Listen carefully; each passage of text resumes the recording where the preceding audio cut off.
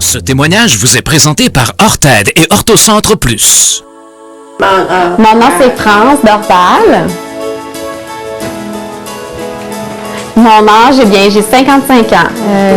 Au début, ma mère, elle était quand ma mère était enceinte de moi, à 6 mois, elle a accouché. J'avais un tour de cordon très serré. Le docteur a dit à ma mère, elle ne pourra pas vivre longtemps, elle va mourir ton bébé. Mais je suis pas morte. Je suis encore vivante. Mais ma mère, mettons, elle avait des chaudrons, elle laissait tomber les chaudrons, elle les frappait ensemble. Puis je me réveillais pas, là. Fait que là, elle se disait, oh, c'est pas normal, ça. Fait qu'elle m'a apportée à l'hôpital, puis elle a demandé. Le docteur dit, oui, elle est sourde. Et après ça, là, j'ai grandi. Par l'âge de 3-4 ans, je suis allée au couvent à Montréal, à la prématernelle là-bas. Fait que je suis allée à l'école. Je pleurais, là, je comprenais pas ce qui était. Mes parents étaient partis, puis les sœurs, ils disaient non, non, non, je vais te montrer. Fait qu'elles montraient à parler maman, papa, je devais pratiquer ça, oraliser. Puis mes amis, au début, ils signaient. Moi, je voyais ça, c'était le fun. Là, ma mère, mon père arrive. Ah, il me demandait si ça va bien. Il me demandait si j'aimais ça. Je disais oui, oui, oui, oui. Mais c'est ça, il fallait qu'ils apprennent les mots en signe. Mais on parlait pas beaucoup, mais un petit peu. Il fallait apprendre les signes, là. Alors, j'ai grandi comme ça dans mon enfance. Oui, j'ai suivi le cours de commis comptable. Auxiliaire.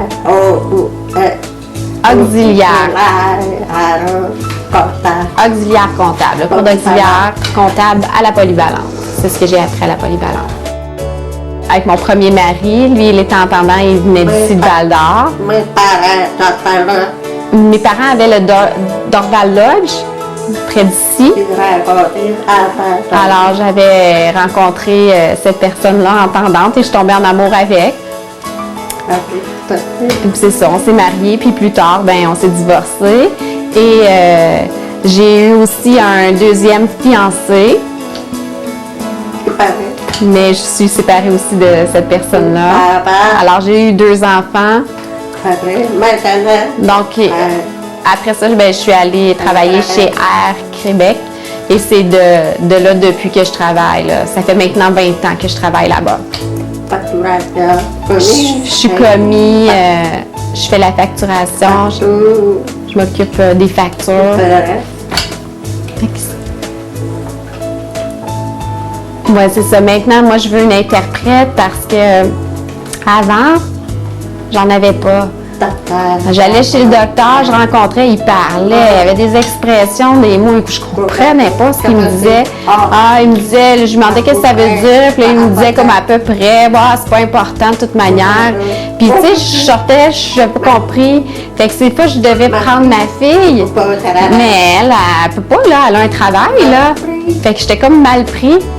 J'allais chez le docteur, je demandais à quelqu'un, je demandais à ma mère, à mon chum, quelqu'un pour qu'il puisse parler, m'expliquer les mots. Fait que, tu sais, c'est ça, j'étais toujours, mais c'était pas parfait ce que je recevais comme message. Fait que c'est ça, c'est sûr que maintenant, avec l'interprète, tu sais, c'est beaucoup plus facile, là, je comprends plus clairement. À tous les sourds, moi, ce que je voudrais leur dire, que oui, je reçois un bon service avec les interprètes, que c'est très utile. Puis là, les gens disent, oui, mais c'est secret, non, non, non, j'aime mieux écrire. Non, non, moi, ce que je leur dis, ce que je leur conseille, écoute, en signe, c'est beaucoup plus clair, tu comprends, là, c'est énorme la différence. Les sourds me disent souvent, tu trouves ça utile? Moi, je leur dis, oui, c'est bon, ça l'aide. Moi, je les pousse à aller faire des demandes. La ressource, le Téléthon, donc. Moi, j'ai demandé d'avoir un iPad. Il y avait une interprète, puis c'est ça, elle était loin, l'interprète. Donc, pour les rendez-vous, tout ça, elle n'était pas toujours capable de venir ici à Val-d'Or. Avec le iPad, on était capable de le faire à distance à ce moment-là. Fait que c'est utile. Puis, mais c'est pas à tous les endroits qu'il y a le Wi-Fi, fait que ça rend difficile. Comme par exemple, à l'hôpital, j'ai pas pu l'utiliser parce qu'il faut vraiment un Wi-Fi pour utiliser mon iPad. J'aimerais bien ça que ça soit partout comme ça, j'aurais pas besoin de faire déplacer l'interprète. Tu sais, d'être capable d'aller à l'hôpital, d'aller à l'avocat ou chez psychologue ou peu importe, pour n'importe quoi, là. Surtout, tu apportes ton iPad, puis bon, à ta minute, fait que là, je connecte avec l'interprète, Annick Boisvert, puis tiens, c'est ça, puis elle me transmet en signe ce qui se dit, là. Faut que les gens se réveillent, là. Qu'il y ait un Wi-Fi partout, que je puisse apporter mon iPad partout. Souvent, à plusieurs endroits, on me dit je peux pas parce qu'il n'y a pas la connexion, mais je trouve que le gouvernement, ça devrait être partout, avoir cette accessibilité-là. Là. Ce témoignage vous est présenté par Orthed et Orthocentre Plus. Bonjour, je m'appelle Annick Rajotte. Mon fils Olivier Beaulieu et mon conjoint Steve Gauthier. On est une famille reconstituée de 5 enfants. Au départ, ça fait 2 ans qu'on est ensemble. Steve a 3 enfants. Il y a Mylène, Vincent et Sabrina. Et moi, j'ai Olivier et Rebecca. Ça a toujours été difficile avec Olivier. Depuis sa naissance, il ne dormait pas comme un autre enfant. C'était tout le temps des courtes périodes. Un bébé naissant, ça dort tout le temps. Lui, il ne dormait pas. Mais à un moment donné, on s'est rendu compte qu'il y avait plus que ça. Et il ne parlait pas, il ne marchait pas. Donc, à l'évaluation de 3 ans, on s'est rendu compte qu'il y avait des retards globaux. Puis, on a finalement découvert qu'il y avait un TDAH mix, qui est un trouble déficitaire d'attention avec hyperactivité. Donc, rendu à 5-6 ans, ils ont décidé de lui donner un dérivé du Ritalin pour au moins qu'il puisse apprendre parce qu'il y avait vraiment un déficit d'attention. Il n'était pas capable de se concentrer. Mais il y avait toujours quelque chose en arrière qui nous disait « il y a autre chose, il y a autre chose ». Puis finalement, vers l'âge de 9-10 ans, on a découvert qu'il y avait un TEDNS, qui est un trouble envahissant du développement non spécifié, qui fait partie du spectre de l'autisme. Quand ça a commencé, moi et Annick, Annick m'avait averti que son fils était autiste. Alors, j'ai suivi un cours d'ambulancier, puis autisme, OK, c'est comme Rain Man à la TV ou des affaires de même. Oh, que je me trompais. Il y en a qui ça existe des comme ça, les Asperger et tout ça. Mais Olivier, c'est pas un Asperger. C'est un caractère agressif, impulsif, puis si tu n'obtenais pas ses affaires immédiatement, c'était la crise. Là. À l'école, c'était incroyable. Les professeurs, ils ne savaient plus quoi faire avec. Il était tellement agressif qu'il lançait ses bureaux, il envoyait des insultes à tout le monde, il faisait des trous dans les murs. C'était trop. Là. Même Olivier était tanné de ça. Là. Il disait « Qu'est-ce que tu disais déjà? Tu avais quoi? Des démons dans ta tête, t'en as fait de même? » Du TNT. Du TNT dans ta tête. Ouais. Puis quand on a essayé les nouveaux médicaments, il nous le dit. Il dit « Regarde, mes médicaments me parlent, et je suis réussi à me calmer. Puis ça paraît, là, c'est le jour et la nuit. Là. Puis en plus, des fois, de temps en temps, j'ai dit « Je vais avoir du verre aujourd'hui. » Ouais, du vert, c'est un procédé à l'école qui fait que s'il est sage ou pas, c'était vert, jaune ou rouge. Ça va vraiment bien à l'école. Oui. Ça a tout le temps été bien? Non, parfois. Mais le plus souvent, l'année passée, j'ai eu plus de rouge. Mais maintenant, je m'améliore. Nous, on a besoin d'un répit. Puis Olivier, il a besoin de vacances aussi avec des enfants qui lui ressemblent. Donc, j'ai fait la demande. Je l'ai inscrit au camp. Puis Chantal Rancourt, qui est mon éducatrice au CRLM, elle me dit, la ressource pourrait peut-être t'aider. J'ai dit, OK, parce que c'est quand même un camp qui coûte au-delà de 1 000 $ pour 10 jours. Donc, on a fait la demande à la ressource, puis ils me payent un montant là, qui est environ la moitié du camp. On a eu de l'aide pour des produits adaptés là, pour y créer un petit coin de répit. Là, parce qu'Olivier, hyper sensible, là, tout ce qui est bruit, le toucher, une petite tente, ouais, avec un gros coussin puis un objet lourd. J'aime pas voir du monde qui vont chuchoter entre eux autres. Bon, ben garde, c'est un parent qui se fout de son enfant, ou ben donc, il a été mal élevé, il laisse tout faire ce qu'il veut. Non, il est comme ça, il est différent. L'autisme, ça paraît pas, c'est pas écrit dans son front, là.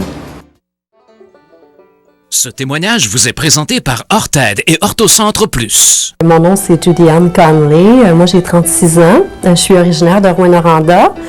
Je suis maman de 2 enfants, donc 2 petites filles de 3 ans et demi puis 1 an.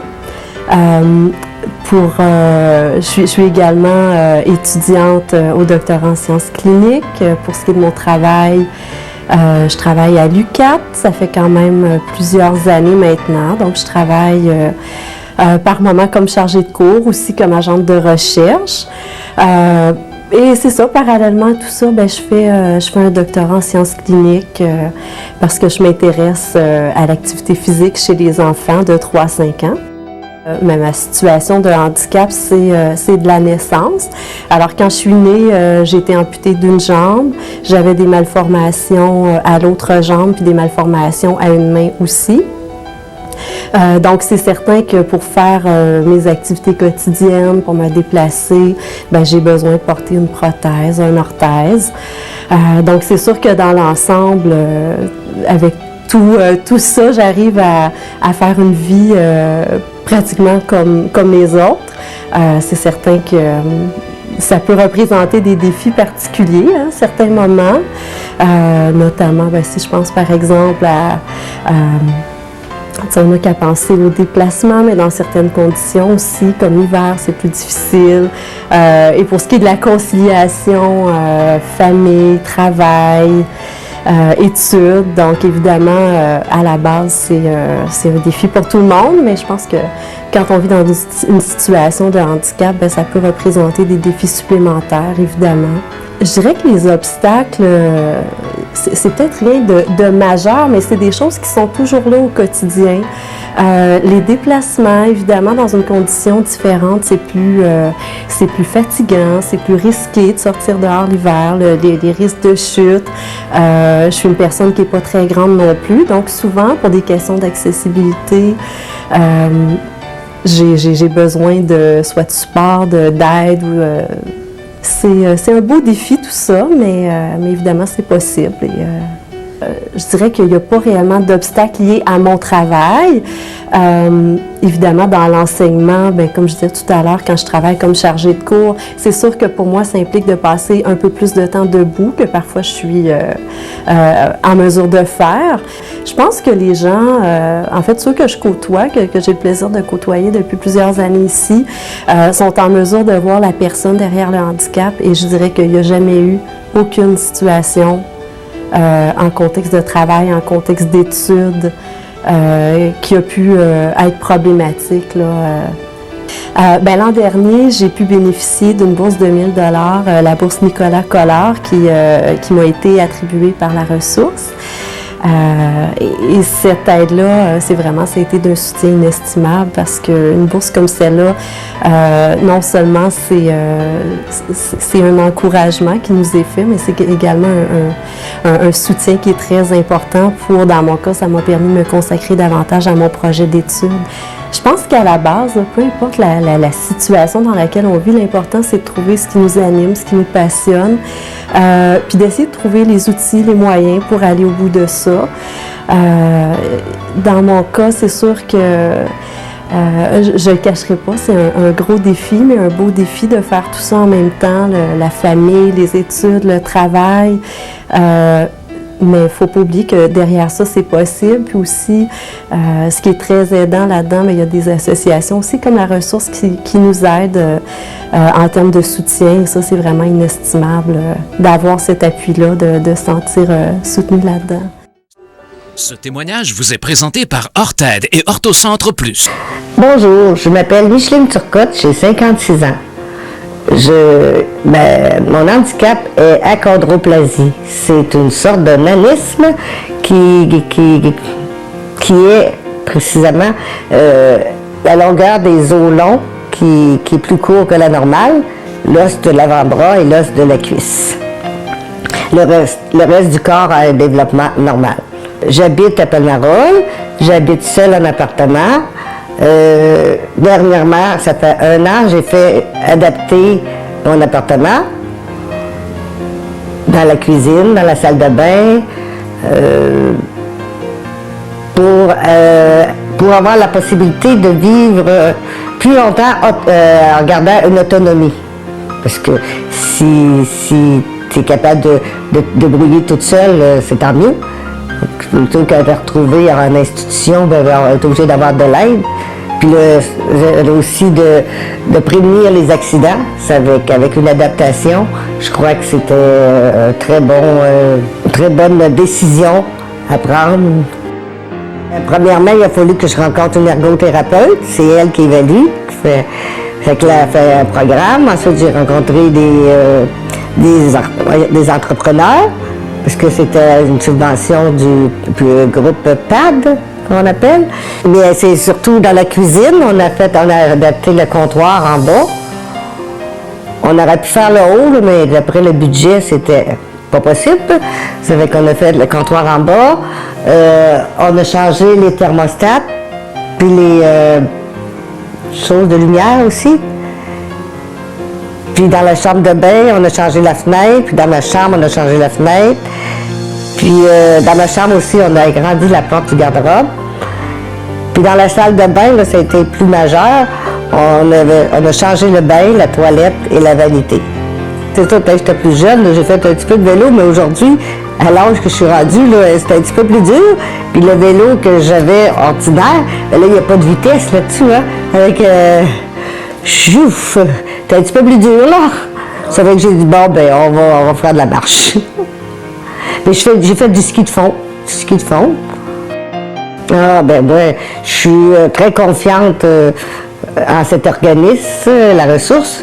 Puis on voit la preuve aussi lors de votre téléthon, les bienfaits que vous apportez aux gens dans le besoin. Puis je pense que les gens l'apprécient beaucoup. Mais ils m'ont aidé à faire une partie, ils m'ont donné une somme d'argent pour le projet, là. Puis aussi, ils m'avaient donné aussi, j'ai changé mes laveuses sécheuses, ils m'avaient donné aussi une somme d'argent. Ça a été bien apprécié. Maintenant, je dis carrément que je suis une personne de petite taille. Puis là, c'est vrai qu'il n'en voit pas souvent, il n'y en a pas partout, là. Puis j'ai dit, j'ai fini de grandir, puis je ne grandirai plus, puis j'ai la même âge que ta mère. Fait que moi, je me dis, un enfant, il faut que tu répondes une réponse claire, sans y inventer des histoires, là, parce que j'ai pas mangé mes croûtes, que j'ai pas grandi. Ça, je trouve que c'est illogique de donner une réponse à un enfant comme ça. Mais il y a d'autres enfants, des fois, qui peuvent avoir peur. Ça peut arriver. Ça, je me dis, c'est aux parents à l'expliquer, là. Moi, si j'aurais un enfant handicapé, il me semble que j'y expliquerais. En tout cas, un parent qui va me demander la question, maintenant, je vais répondre. Toi, si tu aurais un enfant handicapé, comment tu voudrais que les gens réagissent? Ce témoignage vous est présenté par Orthed et Orthocentre Plus. Bonjour, moi c'est Marilyn Pépin. J'ai 2 petites filles, une qui s'appelle Ashley Drolet, elle a 5 ans et demi, puis Chloé Drolet, 3 ans, puis mon conjoint s'appelle Nicolas Drolet, présentement il est au travail. Ashley, elle a une petite déficience motrice cérébrale. En fait, c'est au niveau du tronc plus. Elle plie en 2 au lieu d'être debout, ce qui fait qu'elle a de la misère à marcher. Les mains, elle a de la misère à les ouvrir quand elle marche. Mais c'est une petite fille enjouée, toujours le sourire. Si elle rencontre quelqu'un, ils disent tous que c'est un petit rayon de soleil. Puis elle va à l'école maintenant, fait que ça va super bien. Elle fait beaucoup d'orthophonie. Elle est présentement en train de découvrir un iPad, une façon de communiquer. Puis elle fait un petit peu d'ergo aussi. la physio, on en faisait. Maintenant, c'est plus des exercices qu'on fait à la maison. C'est 2 petites sœurs, faut pas oublier que c'est des petites chicanes de temps en temps, mais sa petite sœur, elle l'aide beaucoup, elle va me chercher des choses. Des fois, elle me dit « Ashley veut ci, Ashley veut ça ». Elle est vraiment attentif aux problèmes à Ashley, puis je pense qu'elle n'a pas aucune façon de voir qu'Ashley n'est pas normale, finalement. Présentement, cette année, ça va bien, parce qu'Ashley va à l'école. Avant, j'avais beaucoup de rendez-vous, c'était des journées assez rendez-vous, garderie et tout. Maintenant qu'elle va à l'école, ça va super bien. On se prépare le matin. Elle va passer une petite demi-heure, 45 minutes chez sa grand-mère, chez sa mamie, puis qui l'envoie à l'école. Elle apprécie beaucoup son chauffeur d'autobus. Puis Ashley, avec l'école, j'ai que des bons commentaires. Tout va bien. C'est sûr qu'elle a intégré, c'était eux aussi à s'intégrer à Ashley. Mais je pense que ça s'est bien fait, puis ça va bien avec son éducatrice spécialisée. Ashley faisait beaucoup de thérapie avant de commencer l'école. Elle faisait de l'ergothérapie 1 fois par semaine. On axait beaucoup sur les mains pour qu'elle puisse écrire comme il faut avant d'aller à l'école. Elle faisait de la physiothérapie 1 fois par semaine aussi pour faire des exercices au niveau des jambes, plus au niveau des jambes. Puis, elle fait beaucoup de marchettes aussi. Elle faisait de l'orthophonie 2 fois semaine. Là, vu qu'on a un iPad, il fallait qu'elle apprenne à parler avec ça avant d'aller à l'école. Présentement, elle commence à l'utiliser à l'école. Ça vient d'arriver. Puis, il y a sa chaise roulante aussi qui vient d'arriver. C'est quelque chose qu'on attendait depuis un certain moment. Oui, la ressource nous facilite la vie. Surtout financièrement, parce que quand on voit les prix des appareils, c'est très, très dispendieux. Fait que oui, la ressource nous aide énormément. Depuis qu'elle a 3 ans, Ashley, j'ai réussi à la mettre propre, mais la nuit, c'est difficile, donc la ressource fait les couches. Beaucoup de matériel, une planche à station debout, une marchette, un siège qui va dans un traîneau à chien. Moi, j'appelle ça un traîneau à chien. Eux appellent ça un traîneau à neige. Puis une chaise pour manger. Puis c'est beaucoup de matériel. Moi, la ressource, c'est mon ergothérapeute qui m'en a parlé. Mais je conseille les parents qui ont des enfants handicapés de aller sur Internet, voir ce que la ressource peut faire pour eux, puis rechercher beaucoup de services qu'on pense pas qu'ils peuvent nous aider, mais qu'ils sont dans la possibilité de nous aider.